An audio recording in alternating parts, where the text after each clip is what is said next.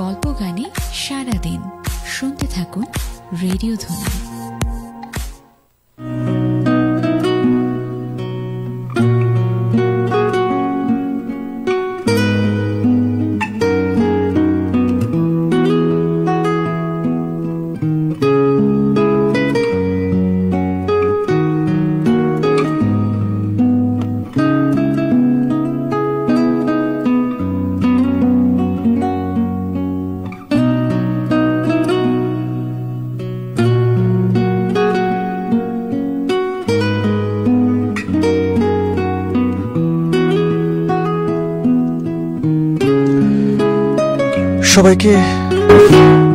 সবাইকে স্বাগত জানাচ্ছি মিট দ্য গেস্ট প্রোগ্রামে।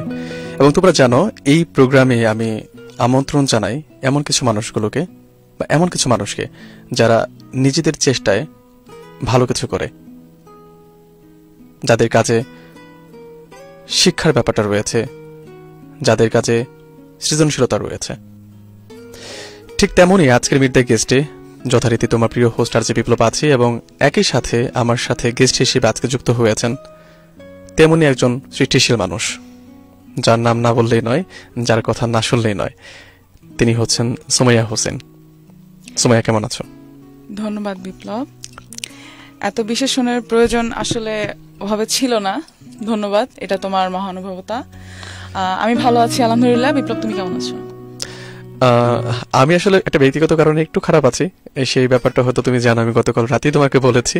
কিন্তু রেডিও জকি যেহেতু, সো চোখে মুখে ওই ব্যাপারটা রাখতে হয় যে আমি অনেক ভালো আছি। সো সবাইকে একটু মিথ্যে বলছি, আমি ভালো আছি না, আমি সত্য কথাই বলছি, আমি ভালো আছি আলহামদুলিল্লাহ। ওকে সুমাইয়া, আমি আসলে তোমার পরিচয়টা একটু জানতে চাই। মানে আমি তো অবশ্যই জানি, যারা শুনছে ঠিক এই মুহূর্তে তারা যেন ঠিক সুমাইয়াকে চিনে ফেলে।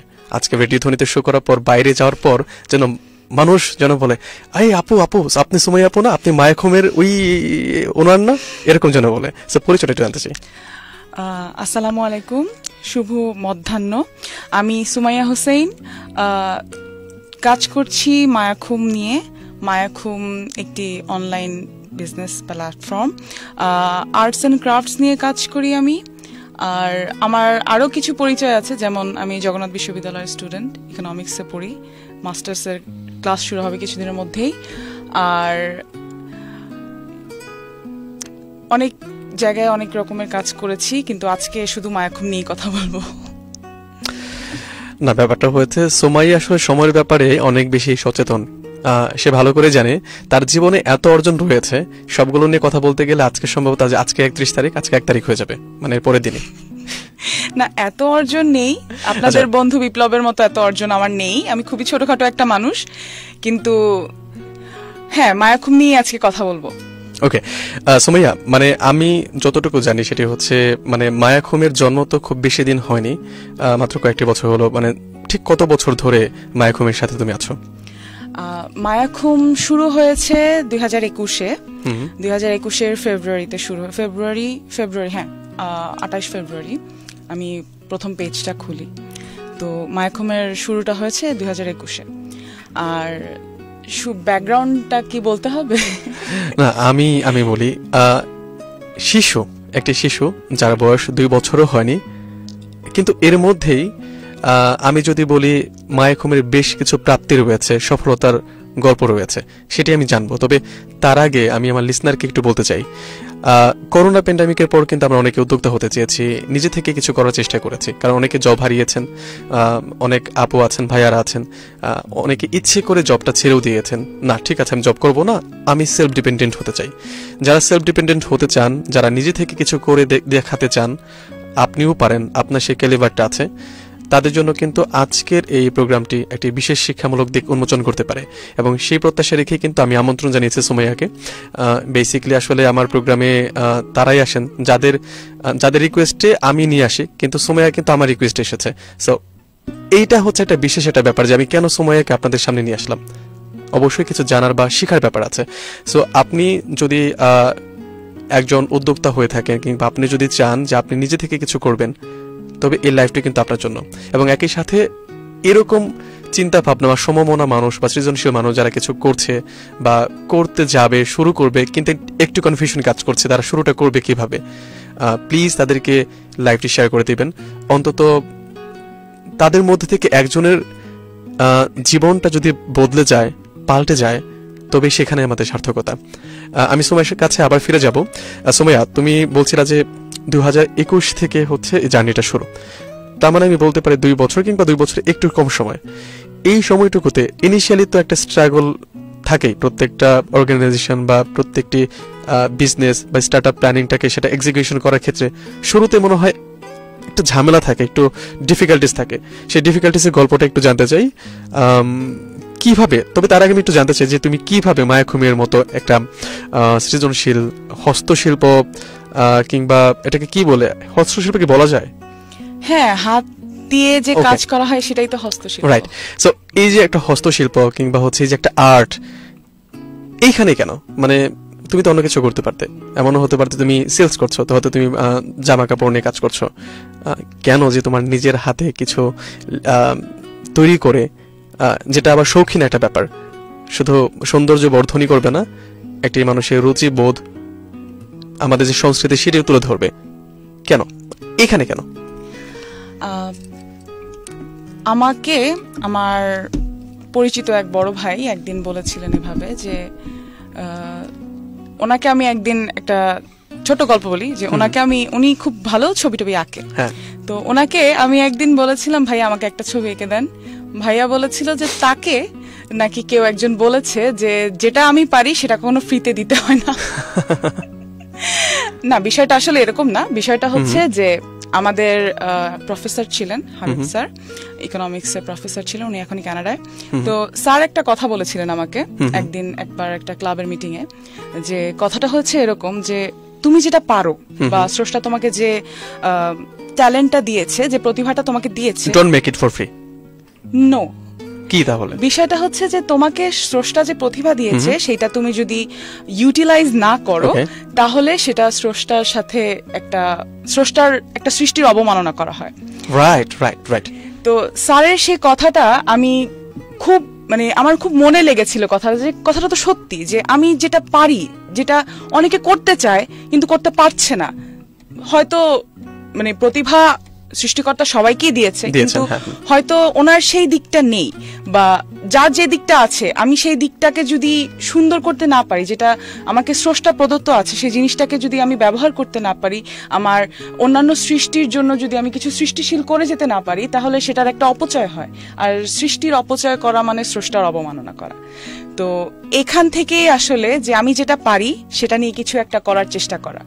আর আরো একটা বিষয় যেটা, যে বাংলা সংস্কৃতি বা বাংলাদেশি সংস্কৃতি নিয়ে যদি কথা বলি, আমাদের সংস্কৃতি কিন্তু অনেক অনেক বছর পুরনো একটা সংস্কৃতি।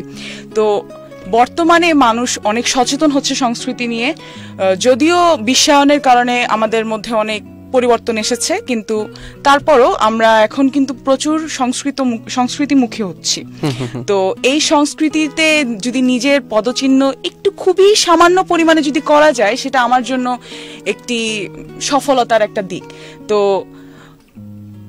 আমি ছবি টবি আঁকতে পারতাম, টুকটাক আঁকতে পারতাম বলতে বিষয়টা এরকম যে আমার রং নিয়ে খেলতে প্রচন্ড ভালো লাগে। আচ্ছা, আমি রং নিয়ে খেলতে পছন্দ করি, অনেক রঙিন, চারপাশটা রঙিন রঙিন রঙিন রঙিন থাকবে, এই জিনিসটা আমি পছন্দ করি। আমি রঙিন মানুষ, আমার মনে অনেক রং, আমার চোখে অনেক রং, আমার প্রাণে অনেক রং।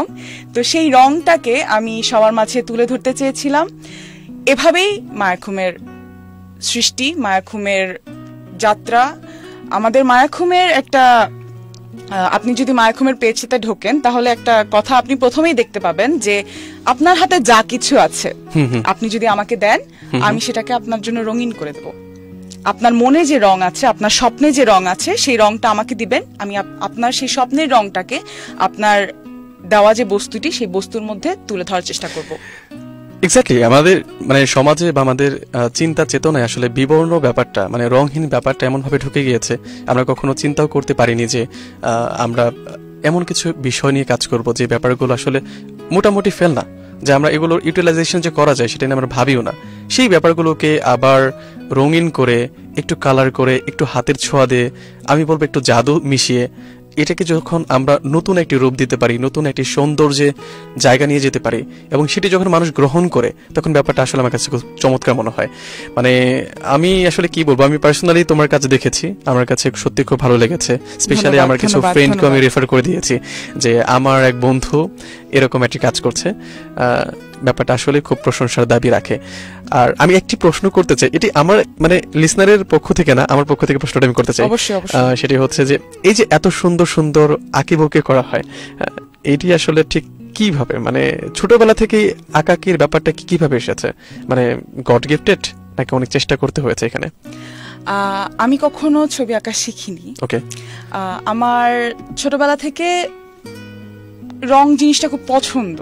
যেমন আমি খুব ভালো আঁকতে পারি না, মানুষ অনেক ভালো স্কেচ করে বা খুব সুন্দর করে আঁকে, কিন্তু আমি আমার আঁকার চেয়ে আমার রং করার বিষয়টাতে বেশি ঝোঁক ছিল ছোটবেলা থেকে।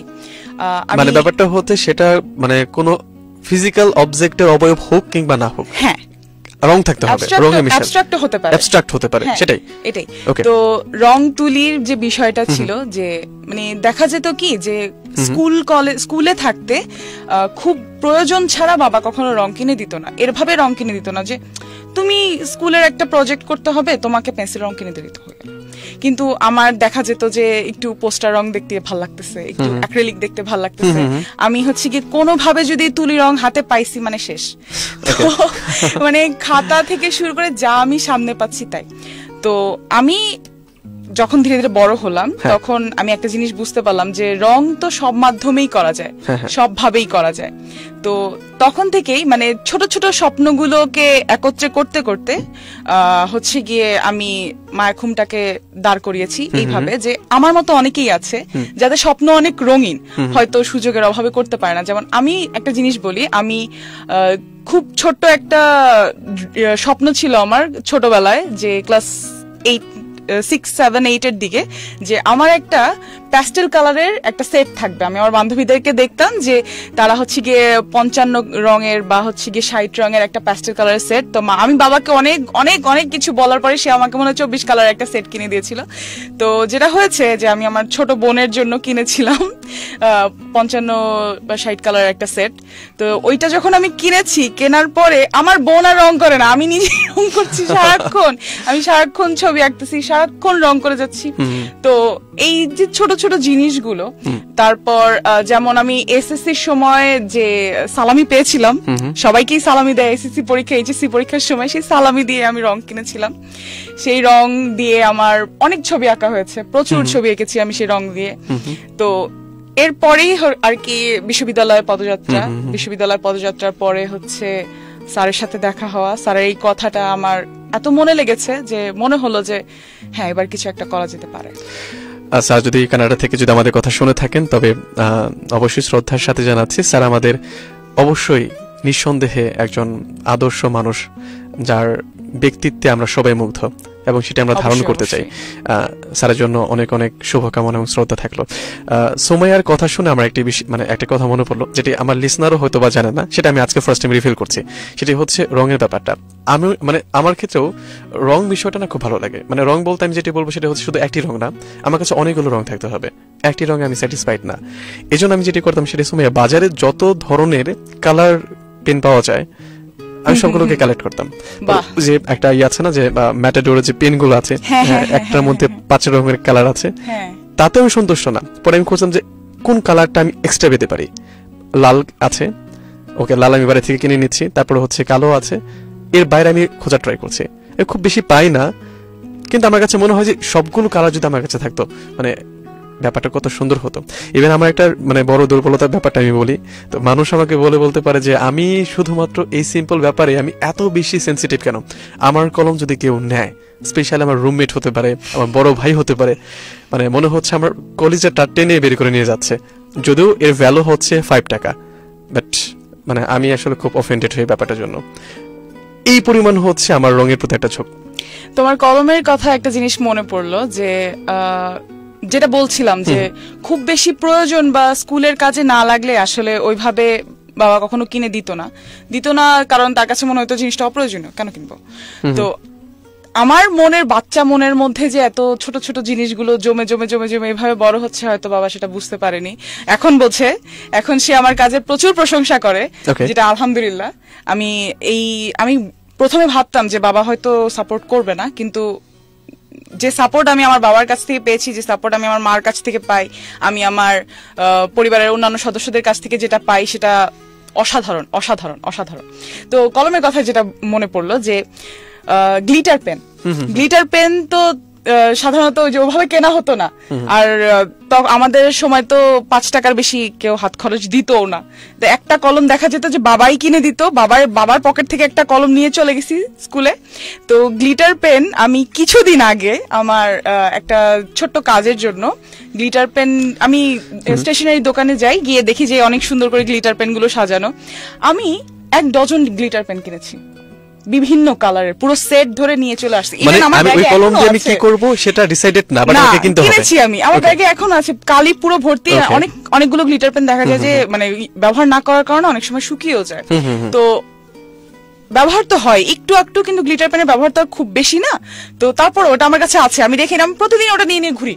ইভেন যেখানে আমার প্রয়োজন নেই, দেখা যায় পরীক্ষার খাতায় গ্লিটার পেন দিয়ে লেখা দরকার নেই, আমি ওখানে অ্যান্সার টু দ্য কোশ্চেন নং 1 গ্লিটার পেন দিয়ে চলে।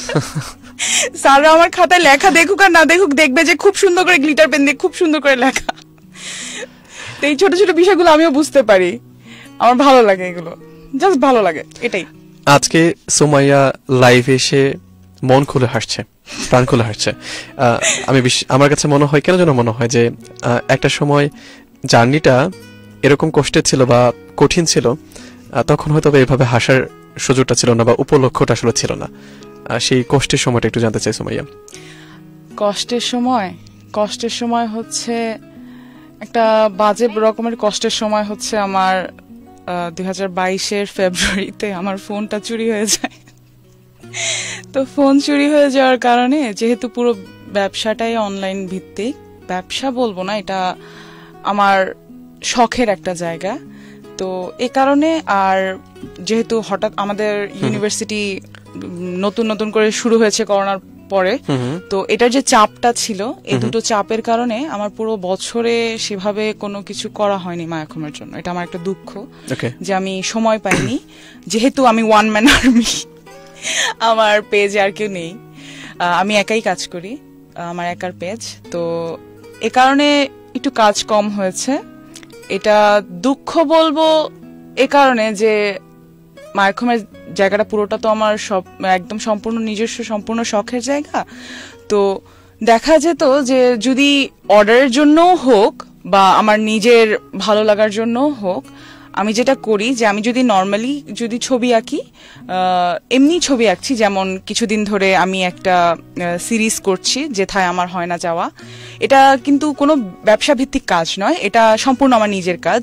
যে আমি ঘুরতে খুব পছন্দ করি, নামটা মায়াখুম এখান থেকে এসেছে, নাফাখুম, দেবতাখুম, ভেলাখুম, মায়াখুম। তো এই ঘুরতে যাওয়াটা আমার হয়ে ওঠে না, বিভিন্ন কারণেই হয়ে ওঠে না, কিন্তু আমার মন তো পড়ে থাকে ওই জায়গায়। যেমন আমার বন্ধুরা কিছুদিন আগে নাপিতাছড়া ঘুরে এসেছে, আমাকে এসে বলছে যে সুমাইয়া নাপিতাছড়া গিয়েছিলাম, তাদের ছবি দেখছি সামাজিক যোগাযোগ মাধ্যমে। তো ওই ছবি দেখে আমি তাদের গল্প শুনি, তাদের গল্প শুনে শুনে আমি একটা ছবি আঁকি। আমার যেমন কিছুদিন আগে আমি মারান্তং নিয়ে একটা ছবি এঁকেছি, তারপর কাঞ্চনজঙ্ঘা নিয়ে একটা ছবি এঁকেছি। কাঞ্চনজঙ্ঘার প্রতি আমার ভালোবাসা, যারা আমাকে চেনে তারা তো জানেই, যারা আমাকে জানে না তাদেরকে আমি একটু বলি যে কাঞ্চনজঙ্ঘা আমার জন্য অনেক কিছু, অনেক কিছু। আমার খালামণি থাকে পঞ্চগড়ে, তো আমার ইচ্ছা ছিল যে এবার ডিসেম্বরে আমাদের এক্সাম শেষ হয়ে গেলে আমি একটু পঞ্চগড়ে যাব, যদি খালামণির বাসার ছাদ থেকে কাঞ্চনজঙ্ঘার একটুখানি দেখা যায় আর কি। কিন্তু যেটা শুনলাম যে খালামণিরা ঢাকায় চলে এসেছে শীতের ছুটিতে, আর এখন ভরা শীতে কাঞ্চনজঙ্ঘা পঞ্চগড় থেকে দেখা যায় না হয়তো, তো আমার আর যাওয়া হয়নি। তো ওই যে মনের মধ্যে পড়ে আছে, বুকের মধ্যে পড়ে আছে, সেটা আমি একটু তুলে ছবি আঁকার চেষ্টা করি। বিষয়টা কি যে ভিক্ষালব্ধ ধন আমি দেখিনি, কিন্তু মনের চোখ দিয়ে দেখার চেষ্টা করি, সেটা আমি ছবি আঁকি। এটা কিন্তু কোনো ব্যবসায়িক কোনো পার্সপেক্টিভে আমার আঁকা হয় না, কিন্তু এটা আমি আঁকছি কিন্তু নিজের জন্য। তো মায়াখুমের বিষয়টা এরকমই ছিল যে পুরোটাই আমার শখের। তো সব আমি যখনই আমার মন খারাপ হচ্ছে, মন ভালো হচ্ছে, একটু কষ্ট লাগছে বা একটু অভিমান লাগছে, আমি রং নিয়ে বসে আছি। ওই রংটা আমি হচ্ছে গিয়ে যখন আমি পানিতে যখন রং গোলাই বা কাগজে যখন রং করি বা যে কোনো একটা বস্তুতে আমি যখন রং করি, তখন সেই রংটা আমার মনের মধ্যে ছড়িয়ে যায়। তো সেই রং ছড়ানোর রংটাকে আমি চেষ্টা করি আমার আশেপাশে যারা আছে তাদের মধ্যেও ছড়িয়ে দিতে। তো সেভাবেই আর কি আমি রংটা ছড়াই। তো কাজের কারণে, পরীক্ষার কারণে, ব্যস্ততার কারণে আমি করতে পারিনি পুরো 1 বছর, যেটা আমার জন্য অনেক দুঃখ যে আমি কেন করতে পারিনি বা করার চেষ্টা করা উচিত ছিল। হয়তো করেছি, হয়তো করতে পারিনি বা করলেও পৌঁছাতে পারিনি, কারণ আমার মাধ্যম ছিল না। আমার খুবই দুঃখ লাগে এই জিনিসটা। তো এখন আবার একটু একটু করে শুরু করছি, আবার আশা করছি সামনে আরো জিনিসটা আরো অ্যাক্টিভ করব, আরো ভালো হবে, আরো এগিয়ে যাব, আরো রং পৌঁছাতে পারবো মানুষের কাছে। সবার দোয়া প্রার্থী এই বিষয়টাতে। এই কষ্টের জায়গাগুলো এখানেই। ওকে, সুমাইয়া যে কথাগুলো বলছিল, মানে আমরা কিন্তু অন্তত একটা ব্যাপারে একমত হতে পারি যে সুমাইয়া যে কাজগুলো করছে সেটাকে পুরোপুরি একদম বিজনেস পারপাজে করছে, ব্যাপারটা এরকম না। তার ভালো লাগার জায়গা ডেফিনেটলি, এবং সেজন্যই মাঝখানে কাজ হয়নি বা কাজ ভালো হয়নি কিংবা কাজই হয়নি, এত কিছু পরেও সে কিন্তু আবার নতুন করে শুরু করছে।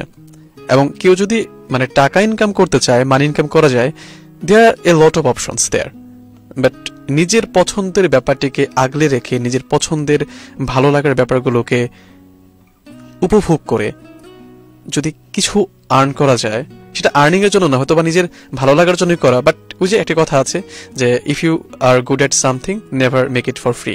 সো সেজন্যই হয়তো বা একটু হলেও তার একটা ভ্যালু ক্রিয়েট করা দরকার। আদারওয়াইজ আমরা বাঙালির অন্তত যেটা ফ্রিতে পাই সেটার ভ্যালুটা আমরা রাখতে জানি না, বা সেটাকে মানে একদম মূল্যই দিতে জানি না। সেই ব্যাপারটা কিন্তু আমাদের মধ্যে রয়েছে। সুমাইয়া, তুমি যখন শুরু করছিলে, শুরুর দিকে তো এটা কনফিউশন ডেফিনেটলি কাজ করে যে আমি এটি করব বা করব কিনা, বা আমি করলেও সেটা নিজের জন্য করতে পারি, আমি এটিকে কেন মানে সেলিং এর পর্যায়ে নিয়ে যাব যে মানুষকে আমি এটা দেখাবো, মানুষ দেখে পছন্দ করবে, তারপর হচ্ছে সেটা কিনবে আমার কাছ থেকে। এই জায়গাতে তুমি নাও আসতে পারতে প্রথমত, যেহেতু তুমি বলছো এটা তোমার ভালো লাগা জায়গা। এটি হচ্ছে একটা ব্যাপার। দ্বিতীয়ত যে ব্যাপারটি সেটি হচ্ছে শুরুর দিকে যখন তুমি স্টার্টিং যখন করবে, অবশ্যই তো আশেপাশে এরকম মানুষ অনেক থাকে যারা বলে যে এই সময় এগুলো করার কি দরকার, এগুলো তো পাগলামি হচ্ছে, তুমি জগন্নাথ ইউনিভার্সিটি ইকোনমিক্সে তুমি পড়ছো, তোমার খুব ভালো ফিউচার আছে, তুমি ভালো কিছু করতে পারো, তুমি এগুলো করে কেন সময় নষ্ট করছো। মানে এইভাবে কি ডিমোটিভেট করার মতো মানুষ ছিল কি তোমার আশেপাশে? যদি থেকে থাকে সেগুলোকে তুমি কিভাবে ফেস করেছো, এই ব্যাপারগুলো একটু বলো আমাকে। ডিমোটিভেট করার মানুষ ছিল না বলবো না, তবে এক্ষেত্রে যেমন কিছু রিলেটিভসরা ছিল এরকম। যেমন আমি যখন শুরু করব, আমি যখন আইডিয়াটা বাসায় জানাই, তখন মানে আমার মা বলতেছিল যে ছবি তো খাতায় আঁকো, আবার জামা কাপড়ে আঁকা লাগবে কেন? আমি বললাম যে জামা কাপড়ে আঁকলে সুন্দর লাগবে, তুমি দেখো। তো মা তখন বললো যে আচ্ছা ঠিক আছে দেখি। তো মানে এটা হয়তো আল্লাহর রহমত। সেই দিনই আমার এক ছোট বোন আমাকে ফোন দিয়ে বলে, আপু তুমি তো বলছিলে কাপড়ে কিছু একটা করবে, আমার কাছে 2টো পাঞ্জাবি আছে, করবে? আমি ওর যে কারিগর ছিল সেই সময়, কারিগর বোধহয় ছুটিতে ছিল, বলে যে আমার একটা আর্জেন্ট অর্ডার আছে, তুমি কি করে দিবে আমাকে? বলে নিয়ে আয়। নিয়ে আসলো। নিয়ে আসার পরে যেটা হলো, আমি যখন কাজ করছি, আমার বাসাটা ছোট, তো আমার রুমে আমার বাবার রুমে আমার রুমে বাবা মা যাতায়াত করতে থাকে সারাক্ষণ। মানে বাসাটা ছোট দেখেই হয়তো কাজ যখন করতে থাকি, মা পেছন থেকে এসে দাঁড়িয়ে দেখছে, বাবা দেখছে। আমি যখন পাঞ্জাবিতে কাজ করছিলাম, আমার প্রথম পাঞ্জাবিটা কাজ করছিলাম যখন, তখন বাবা পেছন থেকে দাঁড়িয়ে দেখে বলতেছে, আরে বাহ, এভাবে তো ভেবে দেখিনি। এইভাবে ভেবে দেখিনি। হ্যাঁ সত্যি বাবা এটা বলেছে আমাকে, এভাবে তো ভেবে দেখিনি। আমার মনে হচ্ছে মানে প্রথম প্রাপ্তি বা প্রথম উপহারটা মনে হয় এটাই, এই কমপ্লিমেন্ট। হ্যাঁ অবশ্যই বাবা বলছিল যে এটা কি পহেলা বৈশাখের জন্য? আমি বললাম না বাবা, পহেলা বৈশাখী মানুষ এগুলো পরে না, মানুষ আরো পরে, সবসময় প্রত্যেকটা অনুষ্ঠানের জন্যই পরে, প্রত্যেকটা উৎসবের জন্যই একটি করে থিম থাকে, প্রত্যেকটা উৎসবের একটি করে সৌন্দর্য থাকে, রং থাকে। তো সেটা আমি করছিলাম যখন, তখন দেখে আমার বাবা মার এত পছন্দ হলো, এরপর তারা হচ্ছে কি, আমি তখনও কিন্তু পেজ খুলিনি, বাবা মা দুজনই ফোন দিয়ে বলতেছে, এই তোদের কিছু করলে সুমাইয়াকে দিস, সুমাইয়া খুব সুন্দর করে ছবি আঁকতেছে, জামা কাপড় খুব ভালো লাগতেছে। এই জিনিসটা আমার জন্য অনেক কিছু। তারপর আমাকে আমার চাচু যেরকম বলছিল, সুমাইয়া তুমি সেলাই করো, হাতের কাজ করো, তুমি ছবি আঁকতেছো কেন, রংটা উঠে যাবে না, বা মানে দেখতে কেমন লাগবে। আমি বলছি আচ্ছা চাচু তুমি একটু দেখো। তো যখন আমি বাসায় ওই কাজগুলো চাচুকে দেখালাম, চাচু এই যে 2-3 বার দেখার পরে চাচু, আরে বাহ সুন্দর তো, কিন্তু আমার তো এখন বয়স হয়ে গেছে, আমি কি আর এগুলো পড়তে পারি? মানে ওনারও আসলে পড়াটা ইচ্ছে কাজ করছে, কিন্তু সোসাইটি ব্যাপারটা কিভাবে দেখবে সেই একটা ব্যাপার। সোসাইটির চেয়েও নিজের একটা বিষয় আছে, সে নিজেকে বৃদ্ধ মনে করে, সে এই কারণে সে হচ্ছে কি আমাকে একটা পাঞ্জাবি দিয়েছে, বলছে সুমাইয়া রং করা দরকার নেই, তুমি আমাকে একটু সেলাই করে দিও গলার কাছ থেকে। আমি বলছি আচ্ছা ঠিক আছে, কোনো সমস্যা নেই। এই আমি হ্যাঁ ভালো কথা, আমি এখন হাতের কাজও করি টুকটাক, আমার মা শিখিয়েছে। তো ওইটা থেকে হচ্ছে গিয়ে চাচু আমাকে দিল পাঞ্জাবিটা, বললো যে এটা একটু করে দাও। মানে হাতের কাজ বলতে হচ্ছে কি সেলাই করা নাকি আরো কিছু? সেলাই কাজ। Okay fine. এটাও কিন্তু রং থেকেই এসেছে, যে যদি তুলি দিয়ে করতে পারি তাহলে সুই সুতা দিয়ে নয় কেন। ও মানে ব্যাপারটা হচ্ছে আরেকটু, মানে আমি যেরকম ভেবেছি তার থেকে একটু অ্যাডভান্সড, মানে হচ্ছে সুতা দিয়ে আমি কোনো কিছু মানে একটা চিত্রকল্প আমি ফুটিয়ে তুলবো, ব্যাপারটা এরকম। আচ্ছা, এই ব্যাপারটাকে আসলে এক বাক্যে বা এক শব্দে কি বলে আমি জানি না, কারণ এই শিল্পে আমার মানে তেমন জানাশোনা নেই। বাট পার্সোনালি আমি যখন দেখি যে কেউ ভালো কিছু করছে, সেটার নাম জানি বা না জানি, সেটাকে আমি ডিফাইন করতে পারি কিংবা না পারি, আমার কিন্তু দেখতে ভীষণ ভালো লাগে। আর এটা না চোখের সৌন্দর্য, মনের সৌন্দর্য, যখন দেখি যে এত সুন্দর একটি কাজ। তুমি জানো আমাকে, আমি নাম বলবো না, আমাকে একজন হচ্ছে একটা পাঞ্জাবি গিফট করেছিল, সেখানে যে হ্যান্ড পেইন্টের ব্যাপারটা ছিল। আমি মনে হয় দেখেছি পাঞ্জাবিটা। হ্যাঁ, আমি তোকে জিজ্ঞেস করেছিলাম বিপ্লব এটা কে দিয়েছে সেটা দেখার দরকার নেই। বন্ধুগণ আপনারা কিন্তু কমেন্ট বক্সে জিজ্ঞেস করতে পারেন বিপ্লব ভাই এটা কে দিয়েছিল, তো আমরা সবাই জানতে চাই, জাতি জানতে চায়। তো আমি আসলে কখনো হচ্ছে হ্যান্ড পেইন্ট করা হচ্ছে কোনো ড্রেস আমি পরিনি, ওটা আমার লাইফের ফার্স্ট ছিল। পরার পর দেখি আরে ভালো লাগে তো, হ্যাঁ সুন্দর লাগছিল, সুন্দর লাগছে। হ্যাঁ না, এটা সুমাইয়া বলছিল পরে আর বেশি সুন্দর লেগেছিল, না বলে হয়তো ততটা সুন্দর লাগতো না। আসলে খুবই সুন্দর ছিল পাঞ্জাবিটা। বিপ্লব বোধহয় শরৎ উৎসবে পড়েছিল জিনিসটা, তাই না? না ও তো শরৎ উৎসবে আসেইনি, হ্যাঁ পরের দিন পড়েছিল শরৎ উৎসবের, আমার মনে আছে। লেট করে পড়ে গিয়েছিলাম। হ্যাঁ ওকে ফাইন। তাহলে আমরা কিছু কমেন্টের দিকে চোখ রাখি। হ্যাঁ অবশ্যই। যেমন সোহাগামে যুক্ত আছেন, ভালোবাসা জানিয়েছেন। কামরুন নাহার মুন্নি যুক্ত আছেন। মুন্নি আপু আসসালামু আলাইকুম। আমি বুঝতে পারছি, নাম শুনেই বুঝতে পেরেছি। ওকে, সালাম স্কয়ার, হ্যাঁ একটা হচ্ছে সোমেয়ার পক্ষ থেকে, একটা হচ্ছে আমার পক্ষ থেকে। স্কয়ার করলে তো একটাই থাকে, ভুল ম্যাথমেটিকে কাছে আমি। স্কয়ার করলে একটা কেন থাকবে? মানে 1 কে স্কয়ার করলে তো 1ই হয়। আচ্ছা হ্যাঁ, তাই না? তাহলে তো দুইটা তো হয় না। এখন সালাম তো 1 না, সালাম তো কনস্ট্যান্ট। আচ্ছা ফাইন। না মানে যদি ভ্যালু যদি ধরি, মানে ধরতে হবে তো, মানে একটা সালাম মানে 1 স্কয়ার করলাম 1 তো থেকে গেল, মানে এটা বলতে হবে সালাম যোগ সালাম, ঠিক আছে? সালাম ইনটু 2, সালাম ইনটু 2, রাইট? Yes exactly. তারপর যুক্ত আছেন লামিয়া রহমান, তিনি হাই জানিয়েছেন। তারপর হচ্ছে মুন্নি আপু লিখেছেন, নীলমণি আমার অনুজ, বয়সে ছোট অথচ ওর চিন্তাগুলো, কাজের ধরন, ব্যক্তিত্ব আমাকে মুগ্ধ করে। নীলমণি সুমাইয়া? হ্যাঁ। লালমণি কেন নয়? লালমণি আরেকজন। এখন যদি বলি আমার নীলের থেকে লাল রং বেশি ভালো লাগে, তাহলে কি একটু ভিতর খারাপ লাগা কাজ করবে? মোটেও না। ঠিক আছে, রং ভালো লাগতেই পারে, যার যে রং পছন্দ। আমার নীল রং প্রচন্ড পছন্দ, আমি প্রচুর নীল রং পরি, যদিও আজকে পরিনি। না আছে, আমার হাতে একটা নীল আছে। ভালোবাসার রং লাল, আর হচ্ছে বিপদের রং লাল, বেদনার রং নীল। এখন বলো আকাশের রং নীল। হ্যাঁ, আর্জেন্টিনার রঙও নীল। ওই প্রশ্নে যাব না, এখন সুযোগ নেই। আচ্ছা, তারপর সৈয়দ ফারদিন খান যুক্ত আছেন, বলছেন যে ডিয়ার লেডি এর নীল মনি বেস্ট অফ লাক। আচ্ছা, নীলমণি বেস্ট অফ লাক। ধন্যবাদ ধন্যবাদ। ফারদিন খান মেবি তুমি চেনো। আচ্ছা, মুন্নি আপু লিখেছেন রেড, ইয়েলো, ব্লু প্রাইমারি রং, এরপর সেকেন্ডারি, এরপর টার্সিয়ারি। এই যে 3টি রং থেকে আরো সহস্র রং বেরিয়ে আসে। এভাবে মায়াখুমে রঙের সমুদ্র শতু ধরে পৌঁছে যাক রং ব্রহ্মাণ্ডে। স্বপ্ন ধরে থাকো, স্বপ্নের মশাল উঁচিয়ে ধরাটাই মূল। মায়াখুম বড় হোক, আবার শুরু হোক, কারবার থেকে থেমে চলুক, বারবার থেমে থেমে চলুক, বিশ্রাম জীবনে যেমন লাগে স্বপ্নেও লাগে, ভালো হবে এরপর আরো বড় ক্যানভাসে ইনশাল্লাহ। মানে আপু যতটা সুন্দর করে লিখেছেন আমি অতটা সুন্দর করে পড়তে পারিনি, এখানে হচ্ছে আমার ব্যর্থতা। মুন্নি আপু হচ্ছে আমাদের রঙের মানুষ, তার সেও একজন রঙের মানুষ, সেও রং ছড়ায়, থালা ভর্তি রং নিয়ে সবার শরীরে ছড়িয়ে দেয়। আপু নিজেও এই রঙের সাথে যুক্ত আছে, আপুর নিজেরও অনলাইন বিজনেস পেজ আছে। আপু অনেক বড় মাপের একজন মানুষ, সে একজন লেখক, সে একজন কবি, তার বই আসছে। তার নামে আমি বিশ্লেষণ করতে গেলে আমি আজকে দিন কেন আজকে পুরো বছর শেষ হয়ে যাবে। তাহলে আমরা একটা কাজ করতে পারি, আপুকে একদিন আমরা রেডিও ধ্বনিতে নিয়ে আসবো। অবশ্যই আনা যায়, অবশ্যই। মুন্নি আপু, তোমাকে আমার বন্ধু বিপ্লব ডেকেছে। এবার এখনই দৌড় দেওয়া দরকার নেই। না, আপু অনেক ব্যস্ত, আপু চাইলেও দৌড় দিতে পারবে না। আচ্ছা, ওকে, ফাইন। অবশ্যই আপু, যদি আপনার সাথে পরবর্তীতে কথা হয় অবশ্যই হবে, আশা করছি সুমাইয়ার মাধ্যমে, তখন অবশ্যই আমি ঠিক এই সিটটাতে দেখতে চাই আপনাকে। ওকে, যুক্ত আছেন আমাদের সাথে প্রিন্স মাহমুদ ভাইয়া, মিজান স্যার যুক্ত আছেন আমাদের সাথে, উনি আমার স্যার। আসসালামু আলাইকুম স্যার। এইভাবে বলতে হবে, আসসালামু আলাইকুম স্যার। ওকে, আমরা কিন্তু ছোটবেলায় এইভাবে সালাম দিতাম না, তুমি দিতা এইভাবে? আমি দিতাম এইভাবে, আমি গার্লস গাইডে ছিলাম তো এভাবে দিতাম। আচ্ছা, আমরা যে ক্লাস 2 তে ছিলাম দাঁড়িয়ে হচ্ছে এইভাবে সালাম দিতাম। ওকে, তারপর হচ্ছে কবর পথে যাত্রী, কি ভয়ঙ্কর নাম। আচ্ছা, আমার কালো রং পছন্দ। এটা আমার চাচি। আসসালামু আলাইকুম চাচি। ওকে, সো এই হচ্ছে ব্যাপার। কমেন্ট সেকশনটা আমরা একটু পরে রিড আউট করবো।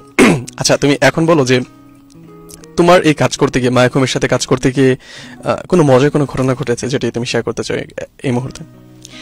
মজার ঘটনা তো সবসময় ঘটে, যেমন যারা ক্রাফটসের বিজনেস করে তাদের একটা ভালো ভাগ্য বলবো আমি, যে তারা মানুষের অনুভব নিয়ে কাজ করে, মানুষের ইমোশন নিয়ে কাজ করে।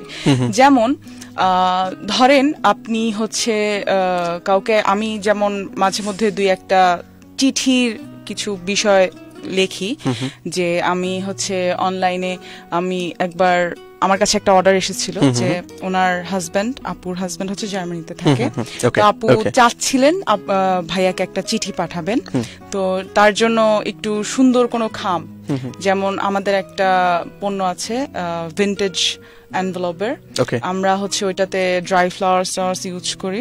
তো ওইটা আপু আমাকে বললেন যে আপু আপনি কি চিঠি লিখে দিতে পারবেন? আমি বললাম হ্যাঁ অবশ্যই পারবো, কেন পারবো না। তো উনি তখন আমাকে জার্মান ভাষায় একটা চিঠি লিখে পাঠালেন, বললেন আপু আপনি চিঠিটা একটু লিখে দিয়েন কষ্ট করে।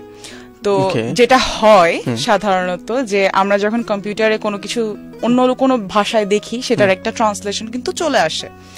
তো যেটা হয়েছে, আমি নোটপ্যাডে যখন ওটা কপি করলাম তখন ওটা অটো ট্রান্সলেশন আমার ল্যাপটপে চলে এসেছিল। তো যেটা হলো, আমি দেখলাম যে মানুষটা বাংলাদেশ থেকে তার স্বামীর জন্য, স্বামী এত দূরে আছে, তার জন্য কিছু ভালোবাসা পাঠাচ্ছে। আমি সেটা যখন লিখছিলাম, আমি মনে হচ্ছিল যে আমি প্রত্যেকটা কথা ফিল করতে পারছি, বুকের ভিতর থেকে ফিল করতে পারছি যে এত সুন্দর করে লিখেছে সে, তার প্রত্যেকটা অভিব্যক্তি। সে খুবই ছোট্ট একটা ড্রাই ফ্লাওয়ার বুকে পাঠিয়েছে, এতটুকু, রেডিওতে দেখা যাবে কিনা, লাইভে যারা দেখছেন তারা দেখা, ঠিক এতটুকু একটা বুকে পাঠিয়েছে। আরো কিছু ফুল ছিল, আরো কিছু জিনিস ছিল আশেপাশে। তো আমি খুব সুন্দর করে লিখে তারপর হচ্ছে গিয়ে ওয়্যাক্স সিল দিয়ে সেটা আপুকে দেই, আপু সেটা পাঠায়।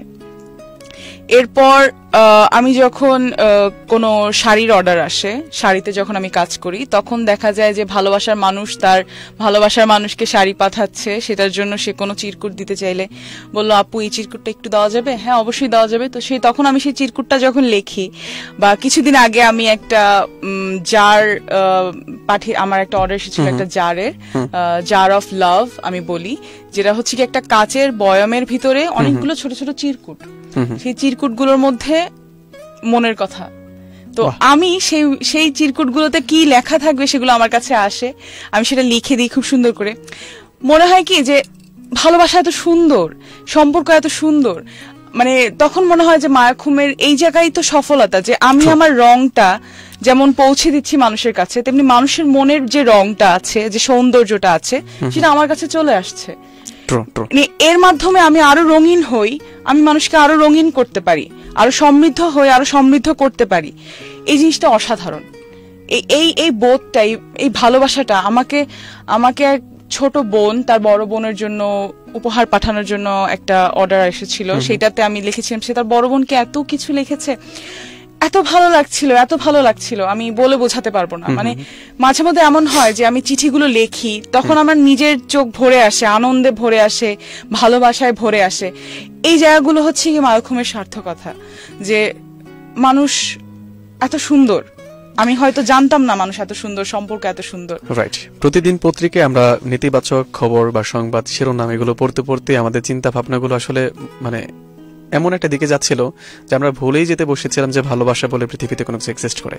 ভালো কিছু কাজ এখনো আমাদের দেশে হয়, এখনো মানুষের প্রতি মানুষের ভালোবাসা আছে, মানুষের প্রতি ইতিবাচক চিন্তা ভাবনা আছে। এই ব্যাপারগুলো আসলে যখন তুমি খুব কাছ থেকে দেখো, যখন একটা মানুষ তার প্রিয় মানুষকে উপহার দেওয়ার জন্য সেটা স্পেশাল একটা গিফট বানাতে যাচ্ছে, এবং সে যখন তোমাকে বলছে আপু এইটা কিন্তু স্পেশাল হতে হবে, খুব সুন্দর করে বানাতে হবে, তখন এই যে একটা ভালো লাগা যে ওই প্রিয় মানুষটাকে একটু হ্যাপি করার জন্য, তার মুখে একটু হাসি ফোটানোর জন্য তার এই যে চেষ্টা, এটা আসলে দেখতে দেখতে আসলে তখন মনে হয় না, পৃথিবীটা আসলে একটু সুন্দর। যতটা খারাপ ভাবি অতটাও খারাপ না, এখনো ভালোবাসা আছে, এখনো মানুষ মানুষকে ভালো রাখতে চায়, এখনো মানুষ মানুষকে একটু হাসি উপহার দিতে চায়। এবং সেই জায়গা থেকে আসলে আমার কাছে মনে হয় যে মায়াখুম যেভাবে এগিয়ে যাচ্ছে, আমার মনে হয় যে ধীরে ধীরে এমন একটি জায়গায় চলে যাবে, আমি বিশ্বাস করি সারা বাংলাদেশে একটি সময় প্রত্যেকটা মানুষের মুখে এই নামটি থাকবে, মায়াখুম। এবং সুমাইয়া আপু যেন সেই মায়াখুমের মাধ্যমে এই যে রং ছড়িয়ে দেওয়ার কথা বললো না, এই রংটা যেন গুটি কয়েক মানুষের মধ্যে না ছড়িয়ে পড়ে। এই রংটা আমি চাই সারা দেশবাসী যারা এই মুহূর্তে শুনছেন, আপনাদের মাধ্যমে পুরো দেশের মানুষ যেন জানতে পারে, এই ভালোবাসার রংটা যেন ছড়িয়ে পড়ে সব জায়গাতে, সেই প্রত্যাশা রাখি। প্রোগ্রাম কিন্তু শেষের দিকে না, আমার এইসব কথাবার্তা শুনে মনে করা দরকার নেই যে আমি শেষের দিকে যাচ্ছি। ওকে, সো এখন তুমি বলো যে কিরকম অর্ডার তুমি পাও, প্রতিদিন কিরকম অর্ডার আসে? যদিও এটা তোমার বিজনেসের মেইল পারপাস না যে অর্ডার আসবে তোমাকে সেল করতে হবে, বাট তারপরেও জানতে চাচ্ছি যে কি পরিমাণ অর্ডার তুমি পাও। অর্ডার ওভাবে বললে বললাম তো যে 2022টা একটু ভাটা যাচ্ছে আমার, যেহেতু সেলফোন নেই এই মুহূর্তে। আমি কাজ করি আমার ছোট বোনের ফোন দিয়ে, আমার ল্যাপটপ দিয়ে কাজ করি টুকটাক, তো এ কারণে একটু ভাটা যাচ্ছে। তবে আমি বর্তমানে শেষের দিকে, ডিসেম্বরের দিকে আমি মোটামুটি কয়েকটা অর্ডার পেয়েছি আলহামদুলিল্লাহ। তো আমি আশা করছি 2023টা আমার জন্য একটা ভালো বছর হবে, এই মায়াখুমের একটা ভালো বছর হবে আশা করি, আপনারা দোয়া রাখবেন। অর্ডার আসলে একটা মানে ভাগ্য আছে আমার এরকম যে আমার পরীক্ষার সময় অর্ডার খুব প্রচুর অর্ডার আসে, মানে প্রতিদিন দেখা যায় 2টা 3টা 4টা করে অর্ডার আসতেছে। এত কাজ তো আমি একা করতে পারি না, ডিপার্টমেন্টে বলে বেশি বেশি পরীক্ষা নেওয়ার একটা প্ল্যানিং করতে হবে। না, এটা তাহলে হয় কি আমি অর্ডার গুলো নিতে পারি না, এটা হচ্ছে আমার দুঃখ। যে এমনও হয়েছে যে আমাকে ফেসবুকে পোস্ট করতে হয়েছে যে আমি এত তারিখ থেকে এত তারিখের মধ্যে কোনো অর্ডার নিব না, কারণ আমার পরীক্ষা চলছে। দুঃখ, কিচ্ছু করার নেই, কারণ আমার পড়াশোনাটা আগে অবশ্যই, তারপর তো ভালোবাসার জায়গা, যেটা মেইন সেটা মেইন জিনিস অনেক সময় কষ্টদায়ক হয়, কিছু করার নেই। আচ্ছা, হয়তো মেইন জিনিস কষ্টদায়ক বলেই আমাদের শখের জিনিসগুলো আরো রঙিন। চাচি কিন্তু লিখেছেন যে চাচি নাই এখানে, আমি আছি অন্যের পরিচয় অগোচরে। তাহলে এটা আমার ছোট বোন। এই যে, হ্যাঁ এটা আমার ছোট বোন। হাই সুরাইয়া। ও সুরাইয়া, হ্যাঁ। ও মাই গড। আচ্ছা, আমার মনে হয় না যে মানে আমাদের ডিপার্টমেন্টে বা স্পেশালি আমাদের ব্যাচে সুরাইয়া নামটি শুনিনি এরকম মনে হয় কেউ নেই, ঠিক না? সুরাইয়া তুমি অনেক ফেমাস, দেখেছো? আমাকে কেউ চেনে না, সুরাইয়াকে সবাই চেনে না। সুরাইয়াকে অবশ্যই সবাই চিনবে, সুরাইয়া অনেক অ্যাক্টিভ একটা মানুষ। সে ইউআইএসটি তে ডিপ্লোমা ইঞ্জিনিয়ারিং পড়ছে কম্পিউটারে। সে এবার তার ফার্স্ট সেমিস্টারে পুরো কলেজে ফার্স্ট হয়েছে। সে এনজিওর সাথে আছে, সে প্রয়াস ফাউন্ডেশনের সাথে আছে, সে ইউসুফের বিভিন্ন প্রোগ্রামে যে, মানে সে বিশাল ব্যস্ত মানুষ, মানে তার অ্যাপয়েন্টমেন্ট নিতে হয় আমার মাঝে মধ্যে যে তুমি কি ফ্রি আছো, তোমার সাথে আমি একটু কথা বলবো। সে বরং আমার যে বেশি ফেমাস, আমি তো ফেমাস না বাবা, একদমই না।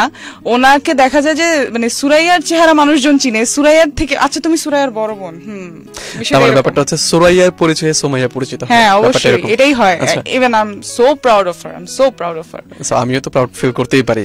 অবশ্যই অবশ্যই। হ্যাঁ আমার মানে ব্যাপারটা হচ্ছে সুমাইয়ার সাথে পরিচয় আমার, সুমাইয়ার সাথে সুরাইয়ার পরিচয়, মানে দিন শেষে সুরাইয়ার সাথে আমার পরিচয় আছে টেকনিক্যালি। এমন এমন মানুষজন সুরাইয়াকে নিয়ে কথা বলে যাদেরকে সুরাইয়া চেনেও না। সুরাইয়াকে আমি যদি বলি সুরাইয়া তোমাকে নিয়ে এটা মানুষ বলেছে, তো শি ওয়াজ লাইক আরে তাই নাকি, আমি তো চিনি না, আমাকে চিনলো কিভাবে, আমি তোমাকে তো সবাই চেনে।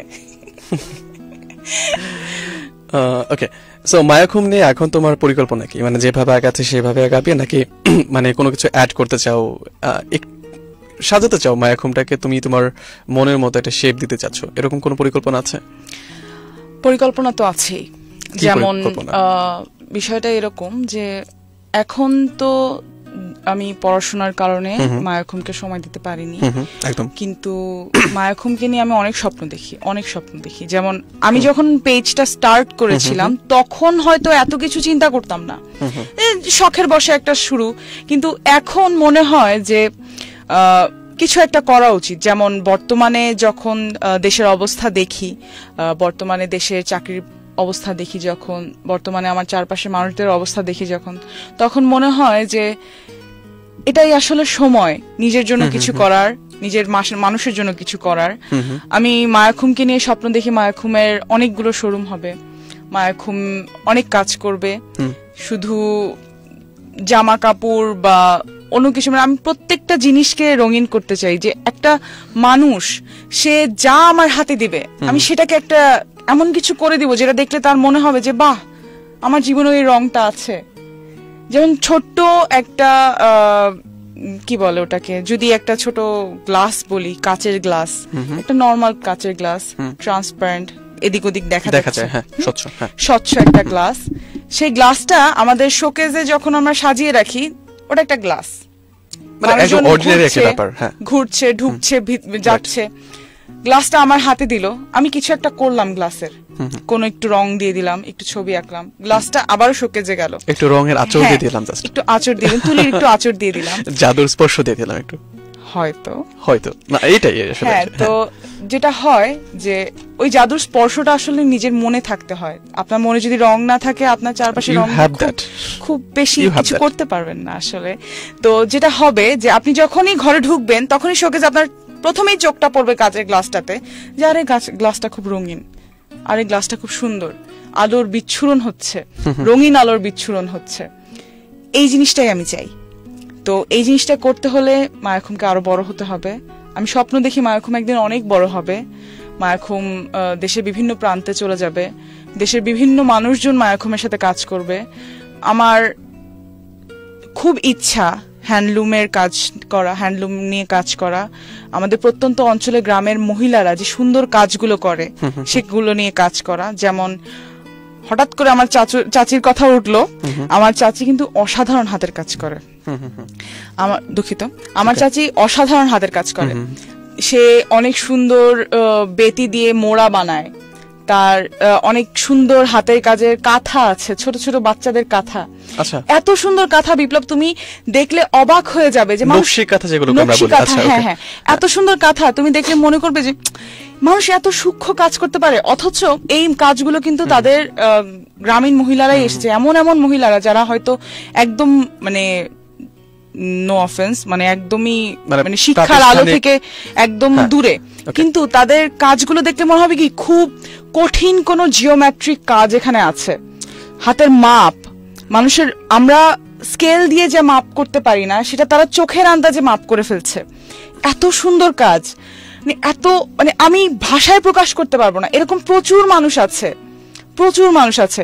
তুমি নর্মালি চিন্তা করো যে আমাদের গ্রামের যে চাচিরা দাদিরা তারা যে নকশি পিঠা বানায়, সে পিঠার কাজ দেখলেই তো অবাক হয়ে যাওয়া লাগে যে এত সুন্দর কাজ। আমার তো কষ্ট লাগে যে আমাদের পরের জেনারেশন গুলো হয়তো, আমাদের তারপরের জেনারেশন গুলো এত সুন্দর পিঠা হয়তো পাবে না, যত সুন্দর পিঠা আমরা খেয়ে বড় হয়েছি আমাদের দাদিদের কাছ থেকে, আমাদের মায়েদের কাছ থেকে। তো পিঠা থেকে আসি যে এই যে হাতের কাজগুলো, যেমন এই আজকের চাদরটা, এটা আমার মা করেছে, আমার মায়ের করা চাদর এটা। আমি আমার মাকে বলি, মা তুমি এখন আর কাজ করো না কেন? বলছি মা আমি তো চোখে দেখি না, এটা তো দুঃখ আমার, তো এই কাজগুলোকে তো ধরে রাখতে হবে, এগুলো তো বাংলাদেশ সংস্কৃতি। দূর দূরান্তের মানুষজন এখনো নকশিকাঁথার কাজ করে, তারা এখনো অনেক মানে খুব সূক্ষ্ম হ্যান্ডলুমের কাজের শাড়ি বানায়, এখনো জামদানি হয়। আমি চাই এগুলো নিয়ে কাজ করতে, এগুলো নিয়ে কাজ করব, এগুলো নিয়ে কর্মসংস্থান তৈরি করব। আমার দেশের জন্য আমি সামান্য কিছু যদি করতে পারি সেটা আমার জন্য অনেক কিছু হবে। তো আমি চিন্তা করি মায়াখুমের সাথে আমি এটা অনেক কিছু করতে পারবো হয়তো। আমি জানি না আল্লাহ আমাকে কতটুকু তৌফিক দিবেন করার, কিন্তু আমি স্বপ্ন দেখি, স্বপ্নের কোনো সীমা নেই। তুমি বলছিলে যে তুমি যে কাজ করছো সেখানে আন্টির মানে তোমার আম্মুর একটা সাপোর্ট রয়েছে, তোমার আব্বুর একটা সাপোর্ট রয়েছে। তো সেই দিক বিবেচনা করলে আমার কাছে মনে হয় যে যখন মানে তুমি যখন কোনো একটা ভালো একটা কাজ শুরু করো, সেখানে যখন নিজের ফ্যামিলি যখন একটা সাপোর্টিভ জায়গাতে যখন থাকে, তখন আমার মনে হয় না মানে নাথিং মোর ইজ নিডেড, অন্য কোনো কিছু আর দরকার নেই। অবশ্যই অবশ্যই। তারপরে হচ্ছে আমরা মানে যেহেতু যে কোনো কাজ করতে গেলে আমাদের সমাজে অন্যান্য মানুষের যে দৃষ্টিভঙ্গি সেই ব্যাপারটা প্রয়োজন পড়ে, এবং তাদের যে একটা সহযোগী মনোভাব সেই ব্যাপারটা তো অবশ্যই দরকার আছে, সেই জায়গায় আমরা যাবো। তবে সময় আমি একটু স্মরণ করে দিতে চাই, আমাদের প্রোগ্রাম কিন্তু একদমই শেষের দিকে, আমরা হয়তো বা 2 থেকে 3টা মিনিট থাকতে পারবো। তবে এই মুহূর্তে যারা যুক্ত হয়ে আছেন আমাদের সাথে তাদের কমেন্টস করে একটু পড়ে দিতে চাই। রাজু ভাই যুক্ত আছেন, বলছেন শুনছি ভাই। রাজু ভাই হচ্ছে এরকম একজন মাল্টি ট্যালেন্টেড একজন মানুষ, যদি উনি হ্যান্ডিক্রাফট টাইপের কোনো কিছু করছেন না, বাট ওনার অনেক পরিচয় আছে। উনি একজন কবি, উনি একজন লেখক, উনি একজন সাংবাদিক, আবার আইটি সেক্টরের খুব ভালো দক্ষতা আছে। মানে আমি কি বলবো আসলে, মানে অল ইন ওয়ান। রাজু ভাইয়ের সাথে যখন কথাবার্তা হয় তখন আমি নিজেও ইন্সপায়ার্ড হই যে একজন মানুষ এত কিছু কাজ কিভাবে করেছেন। রাজু ভাই সালাম নেবেন আমার।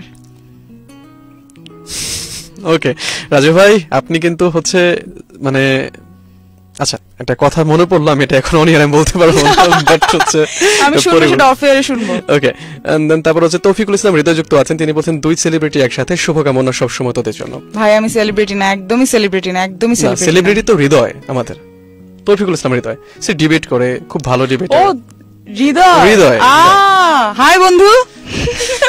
আমি বুঝতে পারিনি, দুঃখিত। আমরা দুজন একসাথে বলি, আমারও তো বন্ধু। হ্যাঁ হাই বন্ধু। সুন্দর সুন্দর কাজ করছে। হ্যাঁ অবশ্যই, বাংলাদেশের সংবিধান নিয়ে হচ্ছে ইউটিউবে একটা ভিডিওস দেখলাম, মানে এত সুন্দর করে বুঝিয়ে বলছিল, আমার কাছে মনে হচ্ছে যে আরে হৃদয়, মানে চোখ বড় বড় করে, আরে এটা আমার বন্ধু হৃদয়, আমার বন্ধু হৃদয়। একটা সিনেমা বা উপন্যাস লিখতে হবে, আমার বন্ধু হৃদয়। হ্যাঁ অবশ্যই, আমাকে নিয়েও কি লেখে না, আমার বন্ধু বিপ্লব। আমার বন্ধু বিপ্লব। সম্মানিত শ্রোতারা, আপনারা যারা লেখক আছেন তারা আপনাদের লেখক বন্ধু বিপ্লবকে নিয়ে অবশ্যই লিখতে পারেন। কথা বন্ধু বিপ্লব, সরি দুঃখিত, কথা বন্ধু বিপ্লব, আমার বন্ধু বিপ্লব, এই শিরোনামে একটি বই লিখতে পারেন। আমরা সবাই বইমেলায় গিয়ে বই কিনবো ইনশাল্লাহ। ইনশাল্লাহ ইনশাল্লাহ, আমরা সেই প্রত্যাশায় রয়েছে প্রত্যেকেই। এবং বলতে চাই সময় কিন্তু প্রায় একদম শেষের দিকে, শেষ বেলায় এসে তুমি যদি মায়াখুমের জন্য কিছু বলতে চাও, বা লিসনার যারা আছে তাদের জন্য কিছু বলতে চাও মায়াখুমের উদ্দেশ্যে, প্লিজ। স্বপ্ন আমরা সবাই দেখি, স্বপ্নকে ছুঁয়ে দেখাটা হচ্ছে গিয়ে আমাদের জীবনের সার্থকতা আমি মনে করি। সেটা খুব বড়ভাবে ছুঁয়ে দেখার দরকার হয় না, খুব সামান্যভাবেও যদি আমরা স্বপ্নকে ছুঁয়ে দেখতে পারি সেটা হচ্ছে আমাদের সৌন্দর্য, আমাদের সার্থকতা, আমাদের সবকিছু। আমি খুব রেস্ট্রিক্টেড একটা ফ্যামিলি ব্যাকগ্রাউন্ড থেকে এসেছি। আমি প্রথমেই বলেছি যে আমার বাবা মা যেভাবে সাপোর্টিভ হয়ে যাবে আমি এটা আশাও করিনি, কিন্তু বিষয়টা কি যে যখন তুমি নিজেকে দাঁড় করাতে পারবে, প্রমাণ করতে পারবে যে আমি পারি বা আমি করতে পারবো, তখন কোনো বাধাই আর বাধা থাকে না। আমি যেখান থেকে এসেছি আমি মনে করি যদি আমি পারি সবাই পারবে। আর সবচেয়ে বড় কথা, আমি স্যারের কথা আবারও তুলছি, আমার শ্রদ্ধেয় হাবিবুর রহমান স্যার যেটা বলেছেন, নিজের প্রতিভাকে কখনোই অপচয় করতে দেওয়া যাবে না। যেটাই পারি আমরা, যাই পারি, এটা যে সবসময় হাতের কাজ হতে হবে বিষয়টা এমন না। মানুষ গান পারে, মানুষ নাচ পারে, মানুষ অনেক ভালো লিখতে পারে, অনেক ভালো বলতে পারে। আপনাদের বিপ্লবের মতো, বিপ্লব অনেক সুন্দর বক্তা, অনেক সুন্দর কথা বলে। ওকে প্রথম দিন থেকে আমরা যখন চিনি সবাই আমরা জানি বিপ্লব অনেক সুন্দর কথা বলে। বিপ্লবের মতো এরকম আপনারা কথাও বলতে পারেন মানুষের সামনে। সবাই কিন্তু মানুষের সামনে কথা বলতে পারে না, যেমন আমি পারি না, আমার খুব বুক কাঁপে। তো আপনি যেটাই পারেন, আপনার স্বপ্ন যেটাই হোক, সেটা থেকে কখনো বের হয়ে আসবেন না। স্বপ্ন মানুষকে বাঁচিয়ে রাখে, স্বপ্নতে মানুষ বেঁচে থাকে। আপনি যদি বেঁচে থাকতে চান, আপনি যদি নিজেকে বাঁচিয়ে রাখতে চান, চারপাশে মানুষকে বাঁচিয়ে রাখতে চান, স্বপ্নকে বাঁচিয়ে রাখুন। থ্যাংক ইউ সো মাচ আমাদের সাথে যুক্ত থাকার জন্য। এবং আজকে এই প্রোগ্রামের মাধ্যমে নিঃসন্দেহে আমরা জানতে পারলাম যে মায়াখুম কিভাবে আগাচ্ছে এবং এর পেছনের গল্পটা। সোমায়াকে আমি আমন্ত্রণ জানিয়েছি। ধন্যবাদ সোমায়াকে সময় নিয়ে আমাদেরকে সময় দেওয়ার জন্য, এবং তার যে এই জার্নিটার যে গল্প, ছোট্ট একটি গল্প, সেই গল্পটি আমাদের সাথে শেয়ার করেছেন। এতে করে সম্ভবত আমরা বুঝতে পেরেছি যে আমরা যদি কোনো কিছু শুরু করতে চাই, সেটা ভালোবেসে কাজ করতে হবে, ভালোবেসে শুরুটা করতে হবে। তাহলে হয়তো একটা সময় আমার এই ছোট স্বপ্নটা যেটা আমি খুব বেশি বড় করেও দেখিনি শুরুতে, কিন্তু এই স্বপ্নটা ধীরে ধীরে আরো বড় স্বপ্নে পরিণত হবে এবং এই স্বপ্নের রংটা একটা সময় ছড়িয়ে যাবে প্রত্যেকটি মানুষের কাছে, সারা পৃথিবীতে। তেমনই প্রত্যাশা রাখছি। সোমাইয়া, অনেক বেশি ধন্যবাদ। তোমার মায়াখুমের জন্য অনেক বেশি শুভকামনা থাকলো। আশা করছি 2023 সালটা, মানে নতুন বছর, মায়াখুমের জন্য একটি দুর্দান্ত একটি বছর হবে, সেই প্রত্যাশা রাখছি। ধন্যবাদ বিপ্লব, ধন্যবাদ। আজকে আমি ঠিক এই মুহূর্তে বিদায় নিচ্ছি সবার কাছ থেকে। ভালো থাকবেন সবাই, দোয়া রাখবেন আমাদের জন্য। This is 1 p.m. It's lunchtime. Time check brought to you by